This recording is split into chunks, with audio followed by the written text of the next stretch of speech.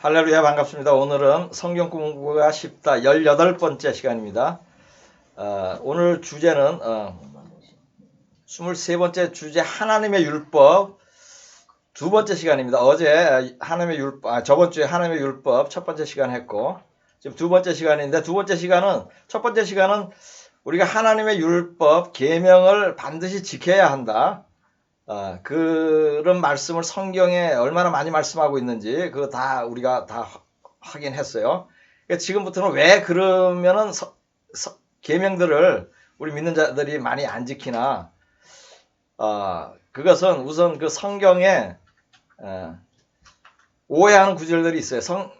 율법을 안 지켜도 된다. 예수님이 오셨기 때문에 은혜로 구원받지 계명을 지켜서 구원받지 않는다는 그러한 뜻으로 해석할 만한 성경 구절도 많이 있어요. 근데 그것은 잘못 해석한 것이에요. 그래서 그렇게 배우고 가르치고 있는데, 오늘은 그 율법이 폐하여 졌거나 지킬 필요 없다고 오해하는 구절들 한번 살펴보겠습니다. 16번.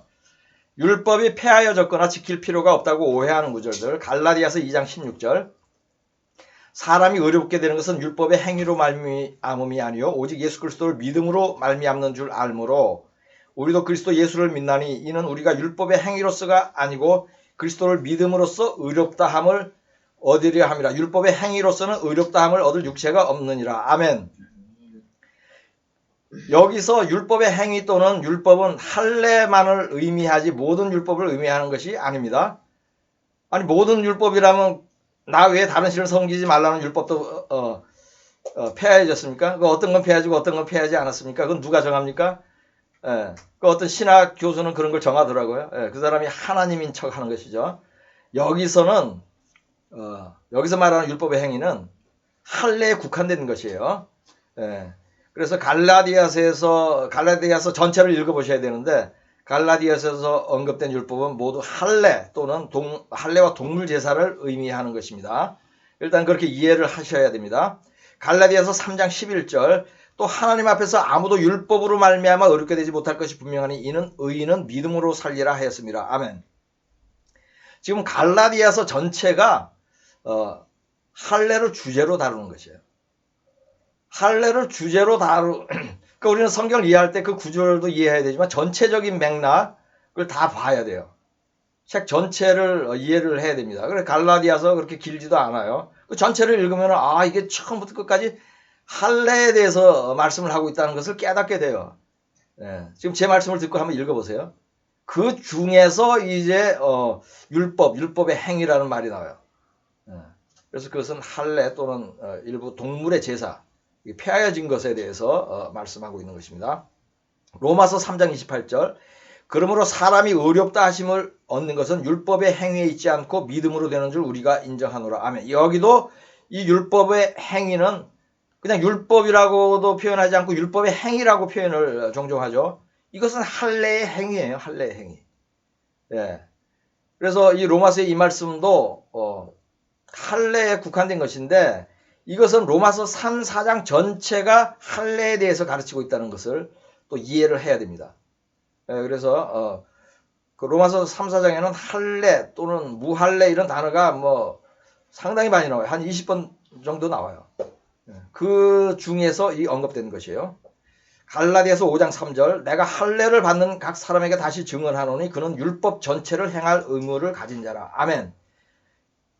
그러니까 여기서 내가 할례를 받는 사람에게 증언하는, 너희가 할례는 안 받아도 되는데 율법 전체를 행할 의무를 가진지라. 이 얘기는 뭐냐? 이것도 오해하는 구절인데, 너희가 할례를 꼭 해야 된다고, 구원을 위해서 해야 된다고, 너희는 동물 제사도 다 지내야 된다 이런 뜻이에요.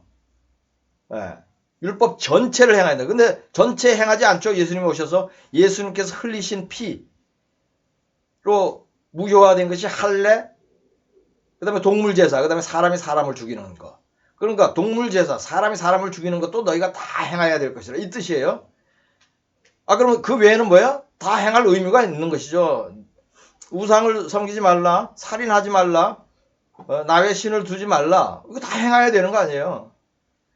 그래서 여기서의 그 의미는 너희가 동물 제사도 또 사람을 죽이는 것까지도 다 행해야 할지다. 그 뜻으로 말씀을 하신 것입니다. 그리스도는 모든 믿는 자에게 의를 이루기 위하여 율법의 마침이 되시니라. 아멘. 여기서 율법의 마침이 됐다는 것을 어떻게 율법을 끝내버리고 율법을 안 지켜도 됐다, 없애버렸다, 그런 의미로 또 받아들이는 경우가 있는데, 여기서 뭐예요? 끝부분이 되었다는 것은 뭐예요? 율법을 완성했다는 것이죠. 우리가 저번 주에 맨 처음에 한 말이 예수님은 율법을 폐하러 오지 않았다 그러잖아요. 완전하게 하러 왔다고 했잖아요. 그러니까 율법을 폐하러 왔다, 폐하였다 이런 표현이 나와요, 종종. 근데 그것은 모든 율법을 폐한 게 아니고 일부 지금 예수 피와 관련된 것만 폐하해졌다는 것을 얘기하는데, 주로 할례에 대해서 얘기를 많이 하고 있어요. 왜 주로 할례에 대해서 할례란 단어를 그럼 직접 안 쓰고 왜 율법이란 단어를 계속 써가지고 헷갈리게 하느냐, 이제 그런 생각을 가질 수도 있는데, 그건 제가 나중에 또 설명을 하겠습니다. 그 마태복음 5장 17절에 맨 처음에 배운 거, 우리 저번 주에 내가 율법이나 선지자를 폐하러 온 줄로 생각하지 말라 이렇게 말씀하시잖아요. 예. 그래서 율법의 마침이 됐다. 예수님이 율법을 폐하였나? 그거 아니에요. 마침된다는 거 뒤에 마침표까지 찍고 완전히 완성했다는 거예요. 에베소서 2장 15절, 법조문으로 된 계명의 율법을 폐하셨으니 이는 둘로 자기 안에서 한 세 사람을 지어 화평하게 하시고. 아멘. 여기도 폐한 율법은 할례에 국한된 것이에요. 제발 잘 이해해 주시기 바랍니다. 그래서 그 다음에 설명이 뭐냐면 이 둘로 자기 안에, 이 둘은 뭐예요? 이방인과 유대인을 얘기하는 거예요. 자기 안에서, 예수 그리스도 안에서 한 세 사람을 지어서 화평하게 하시고. 이 당시에 예수를 믿어도 유대인들이 이방인 예수 믿는 사람하고 유대인 예수 믿는 사람하고 하나가 잘 안 되는 경향이 있었는데, 그 이유가 바로 뭐죠? 할례예요, 할례. 그래서 많은 교사들이 할례도, 예수를 믿었는데 예수 믿고 또 할례도 받아라 이렇게 가르쳤어요, 많은 교사들이. 예, 그래서 이방인들에게 예수를 같이 믿는데도 야, 너 이방인도 할례 받아야 돼, 뭐 이런 얘기를 한 거예요. 그러니까 하나가 돼요, 안 돼요? 안 되는 거예요. 그래서 법조문으로 된 계명의 율법을 폐하셨으니, 여기서 할례를 폐했으니까 이제는 이방인과 유대인이 하나가 되라 이거예요, 예수 그리스도 안에서. 할례 문제 가지고 싸우지 말고. 그래서 여기도 에베소서 2장 11절에서 21절까지를 전체를 읽어보면 제가 지금 드린 말씀 이해가 더 잘 됩니다. 골로새서 2장 13절 14절, 또 범죄와 육체의 무할례로 죽었던 너희를 하나님이 그와 함께 살리시고 우리 모든 죄를 사하시고 우리를 거스르고 불리하게 하는 법조문으로 쓴 증서를 지우시고 제하여 버리사 십자가에 못 박으시고. 아멘. 여기서 법조문으로 쓴 증서를 또 하나님의 율법, 계명으로 잘못 오해하는 사람들이 많아요. 이거는요, 채무증서예요, 채무증서. 법조문으로 쓴 증서. 이건 헬라어 원본에 나와요. 케이로그라폰. 채무증서라는 거예요. 영어로 debt certification. 근데 무슨 채무죠? 하나님께 죄를 지은 거예요. 생각을 해보세요. 예수님이 십자가에서 제하여 버리신 게 우리 죄잖아요. 예수를 피 흘리심으로써. 우리 죄를 사야지 계명을 폐했습니까? 하나님의 계명을. 네. 뭐 터무니없는 얘기죠. 그럼에도 불구하고 그렇게들 오해를 하고 또 해석을 하는 사람들이 많습니다. 히브리서 7장 12절, 제사 직분이 바꾸어졌은즉 율법도 반드시 바꾸어지리니. 아멘. 또 이 말씀 가지고 이거 예수님이 오셔가지고 율법이 많이 바뀌고 거의 안 지켜도 되고 중요한 거 좀 몇 가지 지키고 우리는 어차피 은혜로 구원받아 다 지키지 못해, 이렇게 해석을 하잖아요. 근데 여기서 뭐예요? 여기서 바뀐 율법은 뭐예요? 동물의 제사예요. 히브리서 7장은 그 동물의 제사가 폐해졌다는 얘기 계속 하잖아요. 동물의 제사를 없앤 거예요. 율법. 그것이 율법이 바뀐 부분이에요. 물론 더 있죠. 할례도 바뀌었고 사람을 죽이는 거, 그것도 바뀌었죠.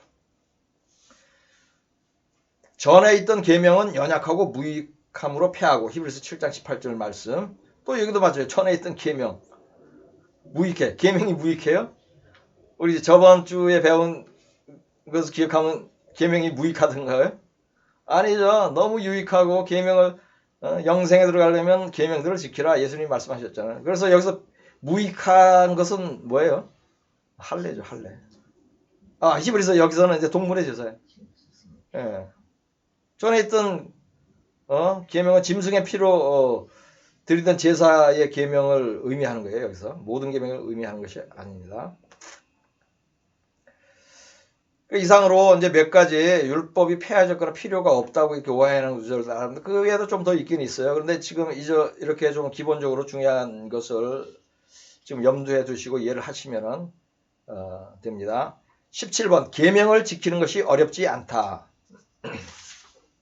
신명기 30장 11절에서 14절까지를 보겠습니다.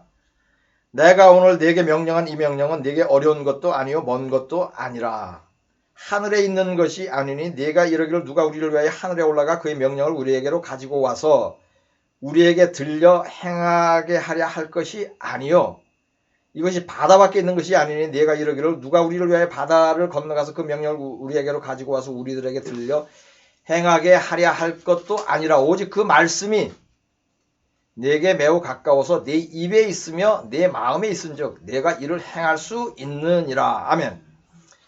요한일서 5장 3절 하나님을 사랑하는 것은 이것이니 우리가 그의 계명들을 지키는 것이라. 그의 계명들은 무거운 것이 아니로다. 아멘.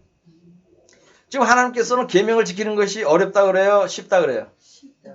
쉽다 그래요? 네. 그리고 요한일서에서도 계명들은 무거운 것이 아니다. 이것도 계명을 그렇게 지키기가 부담 가는 것이 아니다. 그런 의미잖아요. 그러니까 하나님께서 말씀하시고 성경에서 이렇게 얘기하는데 사람들은 계명을 지키는 것이 어렵대요. 그 교회에서 그 전형적으로 가르치는 말씀이 있습니다. 이거 여러분 많이 들었을 거예요.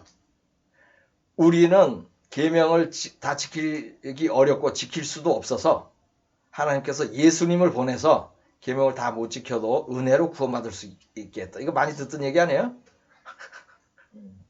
왜? 저도 많이 들었거든요. 제가 거듭나기 전에. 이거 많이 들었죠. 근데 제가 실제로 있었던 일을 경험을 한번 얘기하겠습니다. 어떤 목사분이 그렇죠. 이스라엘에서 만난 선교사님이 소개를 해서 어떤 목사님이 저를 이제 만나서 식사 대접을 하고 싶다 그랬어요. 그 두 번째 만남이 있어요. 사실은 그분하고. 한 번 만나고 또 만나는데 그래서 그 선교사님 두 분하고 이 목사님하고 네 사람이 만났어요. 그 만나서 이제 식사를 가기 전에 공원에 잠깐 들렸다가 공원에서 담수할 만한 장소가 있어서 거기서 담수를 했어요. 그거 하다가 저는 뭐 이 얘기 굳이 먼저 안 꺼냅니다. 그리고 이건 논쟁거리기 때문에 안 하는데 이제 물어보는 게 무슨 그러니까 이 얘기를 할 수밖에 없는 그 질문을 했어요. 옆에 선교사님이.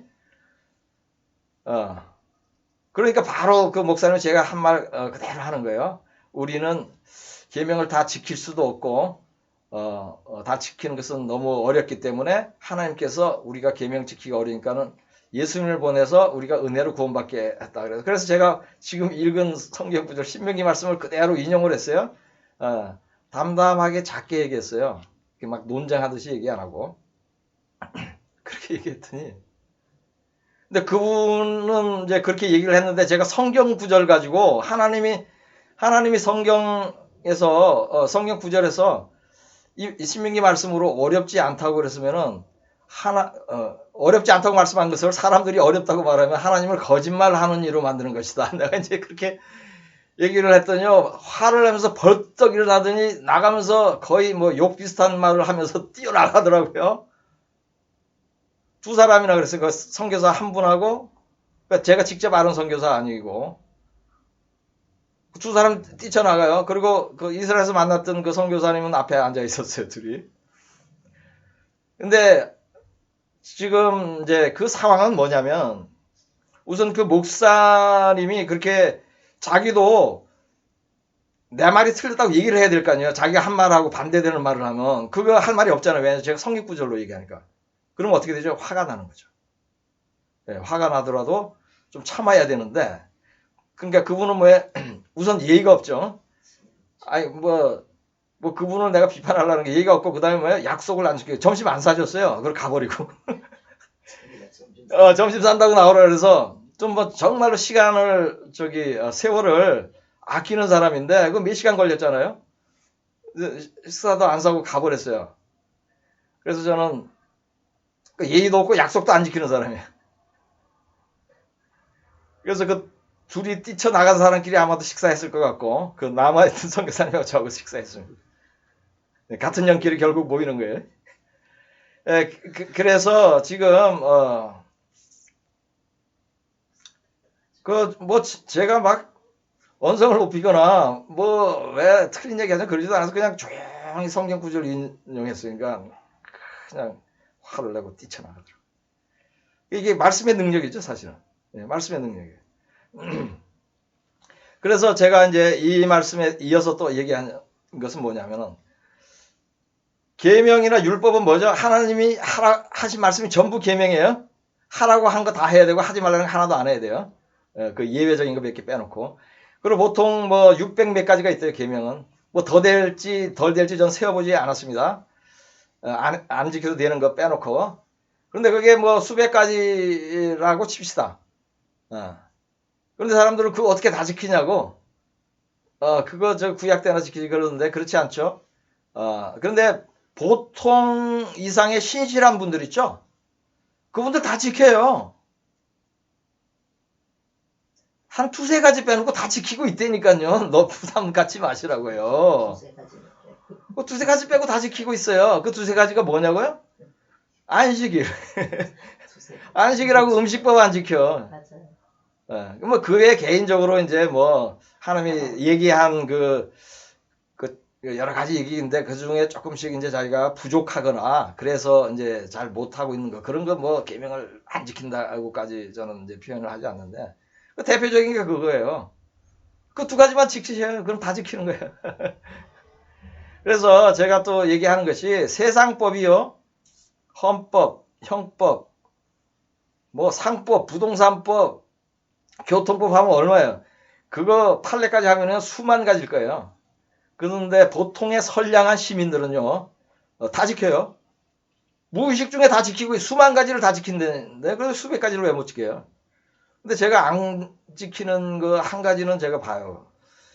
교통법규는 잘 안 지키더라. 교통법규 그다음에 뭐 그죠?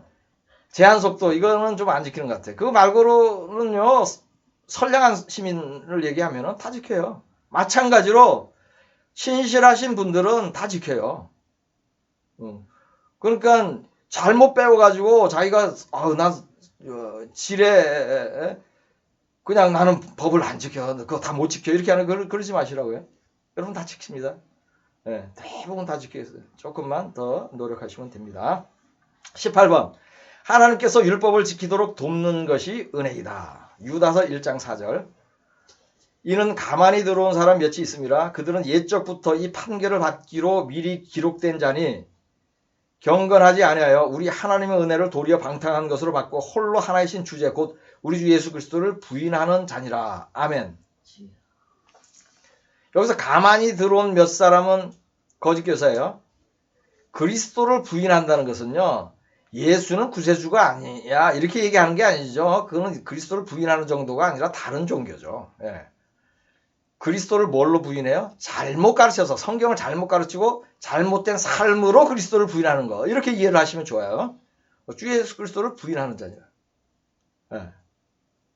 예를 들어서 야 우리가 예수 믿고 구원받는 거 맞는데 할례도 해야지 구원받아. 그 뭐예요? 잘못 가르치는 거예요? 예수 그리스도를 부인하는 거예요? 예수 그리스도의 피의 효력을 무효화하는 거예요. 예. 그래서 우리가 이제 조금 전에 얘기한 대로 우리가 계명 다 못 지켜도 예수님의 은혜로 구원받는다고 하는데 이것은 은혜의 의미를 잘못 해석하고 이해하는 것이에요. 은혜로 구원받는다고 우리가 죄 가운데 있어도 예수님 죽으셨기 때문에 은혜로 구원받는다. 아니에요. 죄 가운데 있으면 구원 못 받아요. 죄 가운데 있으면서 죽으면요. 죄 가운데 있는데 그 죄를 회개하도록 돕고 성령을 보내서 거룩한 삶을 살 수 있도록 돕는 것. 이것이 은혜예요. 우리는 어차피 뭐예요? 어렸을 때부터 죄를 지어서 그 죄로 인하여 너희가 죄를 지었기 때문에 무조건 지옥을 간다고 말해도 할 말이 없는 거예요. 그럼에도 불구하고 하나님께서 예수 그리스도도 보내주시고 예수 그리스도를 믿고 또 예수 그리스도대로 살면은 회개만 하면은 또 구원받을 수 있게 한 이러한 법을 만들어 주시고 또 성령까지 부어서 이렇게 도우시는 것. 이것이 은혜예요. 은혜의 의미를 잘 이해하셔야 됩니다. 그것이 은혜예요. 죄를 안 지어도 구원받도록 하는 것, 그거 은혜 아니에요.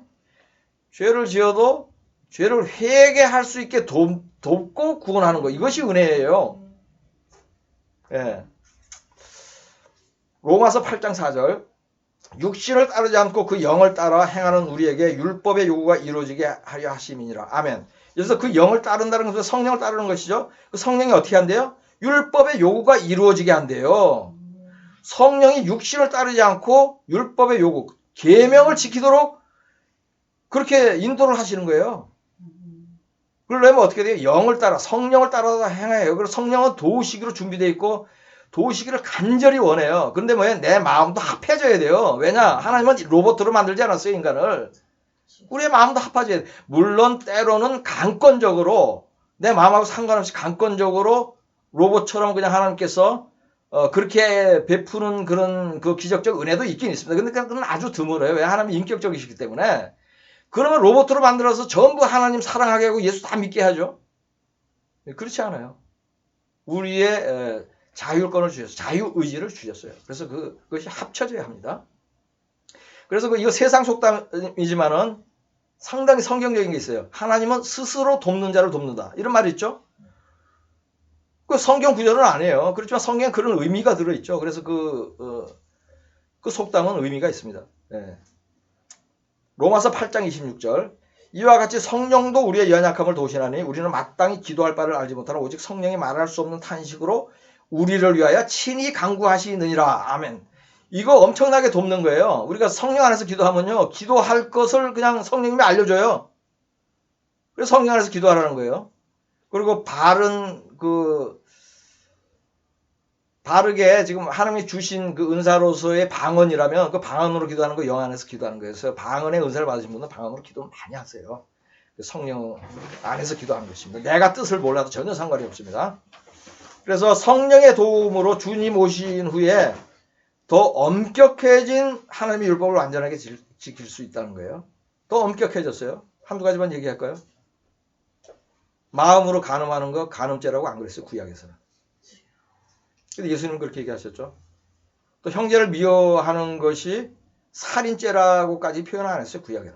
근데 왜 형제를 미워하면 살인하는 죄라 그랬죠? 그래. 더 엄격해졌어요. 없어진 건 없어졌지만. 사도행전 2장 1절 4절. 오순절 날이 이미 이름에 그들이 다 같이 한 곳에 모였더니 호련히 하늘로부터 급하고 강한 바람 같은 소리가 있어 그들이 앉은 온 집에 가득하며 마치 불의 혀처럼 갈라지는 것들이 그들에게 보여 각 사람이 하나씩 임하여 있더니 그들이 다 성령의 충만함을 받고 성령이 말하게 하심을 따라 다른 언어들로 말하기를 시작하니라. 아멘. 예수님이 승천하신 지 10일 후에 예루살렘에서 모여서 기도하는 120 그 문도들에게 성령을 부어주셨죠. 예. 승천하신 지 50일 만에 부어졌기 때문에 승천한 지 10일 만이고 또 부활하신 후에 50일 만에 부활하시고 40일간 이 땅에 계시다가 승천하셨죠. 그리고 승천한 지 10일 만에 부어졌으니까는 부활하신 지 50일 만에 부어져서 오순절이라고 하는 거예요.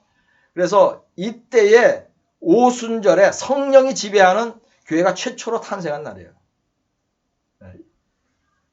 예수님 죽으시고 나서 이제 교회라는 언어도 나오고 교회라는 그 칭호가 사용되기 시작합니다. 이것이 최초의 교회예요. 만민에게 성령을 부어주기 시작한 것이야말로 정말로 하나님의 가장 큰 은혜 중에 하나다. 예수님을 보내신 것도 큰 은혜지만 예수님께서 승천하신 이유가 성령을 부어주시기 위해서 그랬죠. 예수님이 살아계실 때는 인간으로서 살아있는 거예요. 하나님의 아들로서 전지전능한 자로 오신 게 아니에요. 인간으로 왔어요. 그래서 인자라는 표현을 계속하는 거예요. 인자. 그래서 성령의 능력으로 그 기도하여서 그렇게 받아서 했어요. 그래서 예수님께서 왜 내가 한 일도 다 하고 나보다 더한 일도 할 수 있다고 말씀하신 거예요. 예. 그러니까 지금 내가 땅에서 하는 것은 그래도 한계가 있다. 내가 오히려 승천해서 성령을 부어주면 너에게 더 큰 애다. 예. 그러니까 올라가셔서 어떻게 해요? 120명에게 한꺼번에 성령 부어줬잖아요. 전 세계 7, 80억에게 동시에 성령도 부어줄 수 있어요. 저는 뭐 그렇게 되기를 뭐 소망도 합니다. 마지막 때에. 19. 신약의 시대에 더 엄격해진 계명. 좀 전에 한두 번 언급을 했는데 요한일서 3장 15절 그 형제를 미워하는 자마다 살인하는 자마다 영생이 그 속에 거하지 아닌 하는 것을 너희가 아는 바라. 아멘. 구약의 시대에 미워하는 것 살인이라고 하지 않았습니다. 그러나 지금은 살인처럼 나쁘다라고 표현하지 않았어요. 잘 유의하셔야 돼. 살인죄와 똑같아요. 이렇게 큰 죄예요. 그래서 화해하지 않은 사람이 있으면 예배 보러 오지 말고 도로 가서 화해하고 오라 그러죠. 물론 화해를 했는데 상대방이 안 받는 거는 그것은 상관없습니다. 화해를 해서 서로 다 풀어지면 좋은데 나는 화해를 하라는 거예요. 마태복음 5장 28절 나는 너에게 이르노니 음욕을 품고 여자를 보는 자마다 마음에 이미 간하였는데 이것도 마찬가지예요. 구약에 이런 말씀 없어요. 그리고 이것도 마찬가지예요. 실제로 간음하는 것만큼 나쁘다 그러지 않아요. 실제 간음하고 똑같은 죄예요. 마음으로 간음하는 것이. 마태복음 5장 22절 나는 너희에게 이르노니 형제에게 노하는 자마다 심판을 받게 되고 형제를 대하여 라가라 하는 자는 곧 공회에 잡혀가게 되고 미련한 놈이라 하는 자는 지옥불에 들어가게 되리라. 아멘. 이것도 형제에게 노하고 화를 내는 사람이 뭐 심판받는다는 말씀 없어요. 구약에. 그런데 화를 내거나 또 미련한 놈이라고 이렇게 욕하는 거 있죠. 이거 뭐야? 지옥불에 들어갈 죄예요. 우리는 이렇게 두렵고 떨림으로 이렇게 계명을 지키며 살아야 합니다. 잘못을 책망을 할 수는 있어요. 그런데 모욕하는 그런 욕이나 그런 말을 하지 말라는 거예요. 어느 정도까지 할 수 있죠? 예가 있죠. 예수님께서 그 영적으로 악한 자들, 거짓 교사들에게만 한 말이에요. 이거는. 다른 살인자나 뭐 더 이렇게 세상죄 사람에게 오직 거짓 교사가 가장 큰 죄예요. 그리고 가장 미워해요. 하나님이 예수님들. 그래서 그들에게 한 말이 있죠. 이 독사의 자식들아. 어떤 성경에는 독사의 새끼들아 이렇게 있죠. 그 정도 할 수 있어요. 그것은 잘못 믿고 또 미혹한 자들. 그 외에 우리는 일상생활하면서 그런 단어 쓸 일이 없습니다. 우리가 다 겸손하게 좋은 언어로 해야 됩니다. 20번 사도 바울의 서신에 언급된 율법의 두 가지 다른 의미. 이거 좀 중요합니다. 약간 어렵지만은 물론 지금 제가 그 율법 그 할례에 대해서 얘기하면서 좀 설명을 했는데 그 사도 바울의 그 서신서에 특히 갈라디아서, 로마서, 에베소 여기에 많이 언급되는데 거기에 율법이 두 가지 의미를 쓰였다는 거예요. 하나는 모든 율법이라는 의미로도 썼어요. 근데 다른 하나는 할례 또는 할례가 동물의 제사를 그 율법이라고 많이 표현을 해요. 그래서 이 두 가지를 잘 구분하여서 이 성경을 이해해야 돼요. 그래서 이것을 이제 제가 풀기 위해서 서로 모순되는 듯한 그 두 구절을 가지고 논리적으로 풀겠습니다. 우리 믿는 사람은 논리가 있어야 돼요. 성경적이고 논리적이어야 돼요. 물론 이제 기적은 논리적으로 설명은 안 되죠. 그런 거 제외하고는 사람을 설득할 때는 이해하게 할 때는 논리가 있어야 돼요. 예수님도 논리적으로 얘기를 해요. 예를 들어서 논리적이고 이치에 합당하게 얘기를 해요. 뭐 도둑놈이 들어오면 먼저 강한 자부터 결박하지 않겠느냐? 뭐 이런 이야기도 하시고 또 다윗이 나보고 주라고 부르는데 어떻게 내가 다윗의 후손이냐? 맞잖아요, 논리적으로. 그죠? 그렇게 얘기를 하잖아요. 그래서 우리는 논리적이고 성경적이어야 합니다. 로마서 2장 13절 하나님 앞에서는 율법을 듣는 자가 의인이 아니요 오직 율법을 행하는 자라의 의롭다 하심을 얻으리니. 아멘. 여기서 보면 율법을 지켜야 구원받는다고 말씀하죠. 여기서 율법은 모든 율법이에요. 다음에 로마서 3장 28절 그러므로 사람이 의롭다 하심을 얻는 것은 율법의 행위에 있지 않고 믿음으로 되는 줄 우리가 인정하노라. 아멘. 여기는 뭐예요? 의롭다 하는 게 율법의 행위에 있지 않대요. 그냥 여기도 그냥 율법이라고 율법을 지킨다 뭐 이렇게 표현 안 하고 율법의 행위라는 이제 그런 수식어를 행위라는 수식어를 많이 붙이고 있어요. 그러니까 완전히 정반대되는 말씀 아니에요. 아니 위에서는 율법을 행해야지 의롭다 그러는데 밑에서는 의롭다 하는 게 율법의 행위가 아니라는 거예요. 그럼 이거 문제가 있는 거예요. 성경은 모순이 없어요. 모순이 없습니다. 그럼 이거 해결해야 될 거 아니에요. 그 해결하는 것이 어렵지가 않아요. 둘 중에 하나는 뭐예요? 모든 율법이 아니고 제가 여태까지 얘기한 대로 할례나 또 동물제사 둘 중에 하나는 그거야 되는 거예요. 그러니까 일단 할례를 넣어서 한번 얘기를 해볼게요. 구절들을. 로마서 2장 13절 말씀. 하나님 앞에서는 율법을 듣는 자가 의인이 아니요 오직 할례를 행하는 자라야 의롭다 하심을 얻으리니. 말이 돼야 안 돼요? 말이 택도 없이 안 되잖아요. 그러니까 이거는 할례가 아니라는 게 나오죠. 이게 지금 제가 논리적으로 접근하는 거예요. 그 다음 구절을 보겠습니다. 로마서 3장 28절. 그러므로 사람이 의롭다 하심을 얻는 것은 할례의 행위에 있지 않고 믿음으로 되는 줄 우리가 인정하노라. 이거 말 돼요 안 돼요? 완전히 너무 잘 되죠 말이. 이렇게 해서 그냥 간단하게 해결이 되는 거예요. 모순으로 보이는 이 두 구절이 이렇게 하나는 모든 율법 하나는 할례를 집어넣으니까 그냥 풀리죠. 이것은 마치 어려운 그 수학 문제라도 공식에 대입하면 쉽게 풀리죠. 그래서 우리가 공식을 또 외우고 하잖아요. 그런 이치예요. 그래서 또 로마서 2장 25절에서 29절까지의 할례란 단어 11번 나와요. 할례 무할례. 그리고 4장 9절에서 12절 요 몇 구절에도 12번이나 언급되고 있어요. 엄청나게 언급되고 있죠. 지금 12번이라 23번 짧은 구절 안에. 이게 뭐예요? 할례에 대해서 계속 얘기하고 있다는 거예요. 2장에서부터 4장까지 로마서가. 그러면서 이렇게 율법의 행위에 있지 않다 이렇게 하는 말을 하는 거거든요.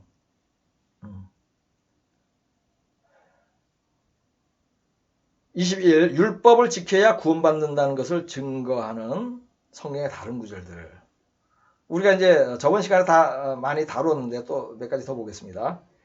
마태복음 19장 16절 17절. 어떤 사람이 주께 와서 이르되 선생님이여 내가 무슨 선한 일을 행하여 영생을 얻으리까? 예수께서 이르시되 어찌하여 선한 일을 내게 묻느냐? 선한 일은 오직 한 분이시니라.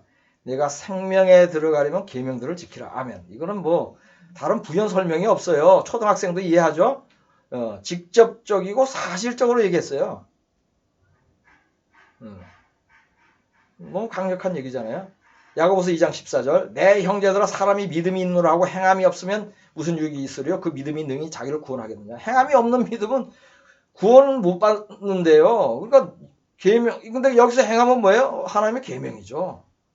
하나님의 계명, 하나님이 말씀하신 거. 물론 여기서 야고보서는 이제 가난한 자들한테 돕는 그 부분을 이제 좀 얘기를 하지만은 모든 그 계명을 얘기하는 거예요.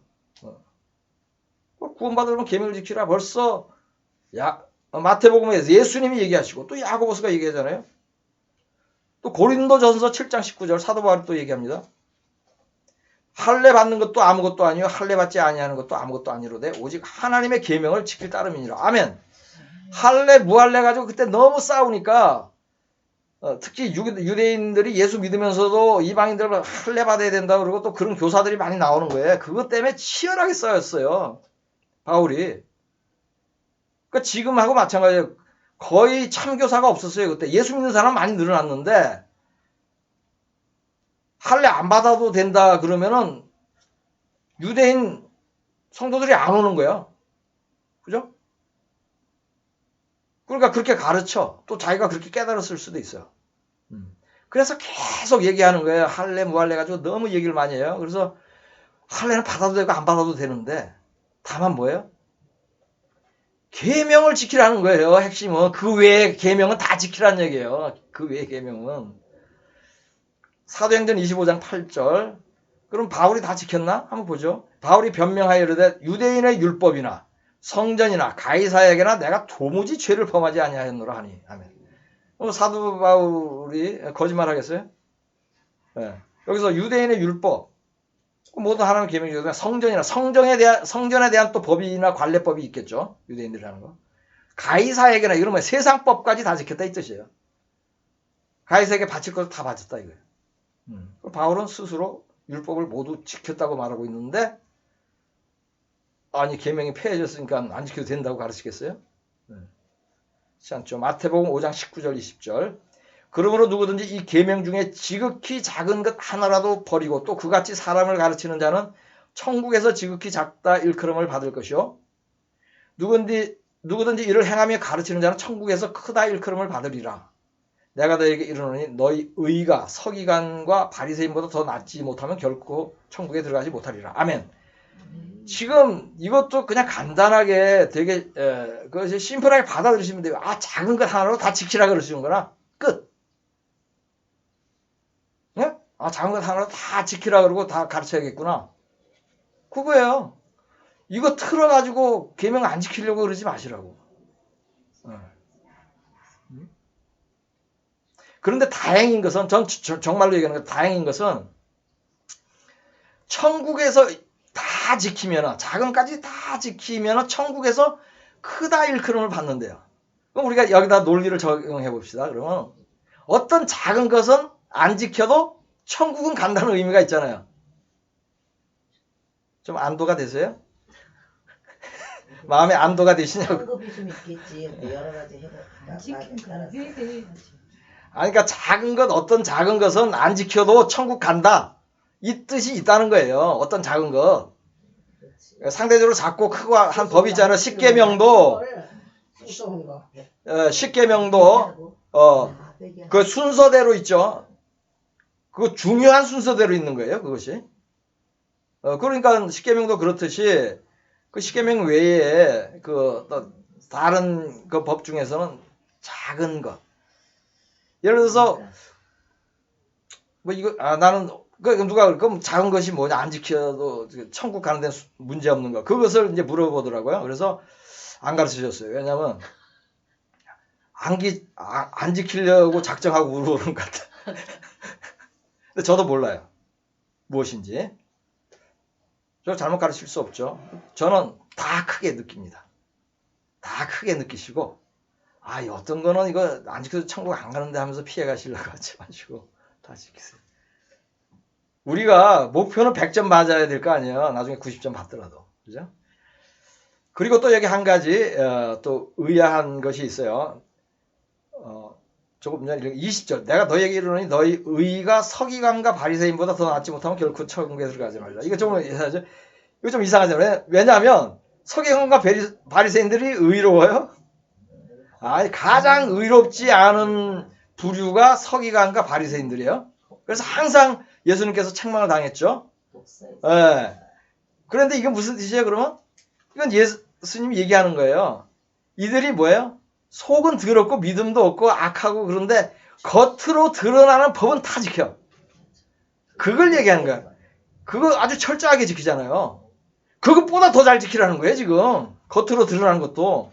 겉으로 드러나는 것도 다 지키고 속도 깨끗하고 믿음도 좋고 신실해야 되는 거예요. 왜냐면 하나님은 마음의 중심을 다 보시거든요. 그러니까 서기관과 바리새인들은 뭐예요? 마음의 중심 보는 데서 다 불합격이에요. 겉으로 드러나는 거는 다 같아요. 둘 다 있어야 돼요. 둘 다. 네. 여기 바울에 대해서 좀 얘기를 할게요. 바울이 가르치고 복음을 전하던 시절에 교회 안에 대표적인 잘못 가르치면 그게 뭐예요? 아까 제가 조금씩 얘기했는데 구원받으려면 뭐예요? 할례도 하고 예수도 믿어라 이거예요. 특히 유대인들. 그것은 틀린 것이거든요. 그러니까 사도 바울이 하는 얘기가 너희가 유대인의 전통으로서 계속 할례를 받는 건 좋다 이거예요. 받으라 이거예요. 그건 괜찮아. 왜냐하면 그 전통이 무섭게 오래 내려오니까 그거 받고 싶은 거예요. 그건 좋다 이거예요. 그렇지만 할례 받지 않은 사람들을 강제로 받지 말게 하라는 얘기예요. 강제로 받으라고. 유대인 중에서도. 그것은 구원과는 상관이 없다. 너희가 전통으로 받으려면 받고. 그래서 이것 갖고 싸웠는데 사도 바울이 전도 여행을 다닐 때 사도 바울을 계속 죽이려고 유럽까지 쫓아오죠. 저기 아시아까지. 그 뭐 수백 킬로 되는데요. 죽이려고. 근데 왜 사도 바울을 그렇게 미워했는지 아세요? 바로 이거예요. 이거. 저 사도 바울이 할례 안 받아도 된다고 가르치니까. 이단이라 그러고. 그 이유 하나예요. 그래서 치열하게 싸우는데 저는 여기서 제가 좀 싸우는 것이 있습니다. 현대교회에서. 한 번 구원은 영원한 구원. 저 치열하게 싸우고 있어요. 책으로도 얘기하고. 왜냐하면 제가 한 번 구원은 영원한 구원으로 속아서 오랫동안 신앙생활을 하다가 지옥 갈 뻔했거든요. 거의 그거에 좀 견줄까 해요. 견주는 그것이 그때 할례 안 받아도 된다. 구원받는다. 그 얘기가 지금 한 번 구원은 영원한 구원 틀린 것이다. 칼빈은 자기 신학대로 자기 말대로 말을 안 듣는 사람들, 그 사람들은 참 신앙인이에요. 칼빈이 잘못 가르치는 걸 아는 사람들이에요. 53명을 화형시켜서 죽였어요. 근데 그 중에 사사로운 감정을 가진 사람이 있었어요. 마이클이라는 그 외과 의사인데 사사로운 감정도 있었어. 그래서 그 사람은 어떻게 죽였죠? 그냥 불에다 안 죽이고 젖은 나무에다 천천히 불이 타게 해서 그렇게 해서 죽였어요. 예. 마귀죠. 칼빈 그 신학책 읽지 마시고 칼빈 신학 얘기하거나 또 하는 건 그건 근처에도 가지 마세요. 마귀의 종입니다. 실제로 칼빈 지옥에서 본 사람 많아요. 네, 아는 사람 많습니다. 그래서 지금 제가 할례 하면서 할례 그렇게 치열하게 그때 바울이 할례 무할례로 싸운 것입니다. 갈라디아서 5장 2절 보라 나 바울은 너에게 말하노니 너희가 만일 할례를 받으면 그리스도께서 너에게 아무 유익이 없으리라. 아멘. 이거예요 이거. 예수의 피가 소용이 없다고 얘기하는 거예요. 할례 받아야지 구원받는다 그러면 이건 아주 말이 안 되는 얘기죠. 진리가 아니죠. 이게 진리의 핵심인데 예수를 믿는. 네. 그래서 갈라디아서 또 전체가 할례를 주제로 다루는 거고 그 다음에 로마서, 에베소서 등의 그 말씀 중에 율법의 행위가 할례에 대해서 얘기하는 것이 많다는 것을 지금 말씀드립니다. 갈라디아서 5장 11절 형제들아 내가 지금까지 할례를 전한다면 어찌하여 지금까지 박해를 받으리요? 그리하였으면 십자가의 걸림돌이 제거되었으니 아멘. 이거 제가 미리 얘기했죠. 이거 당하면요 다 굽히게 돼요. 목회 못하는 거예요. 목숨까지 위협받았잖아. 그런데 진리를 지키는 위해서 이렇게 한 거죠.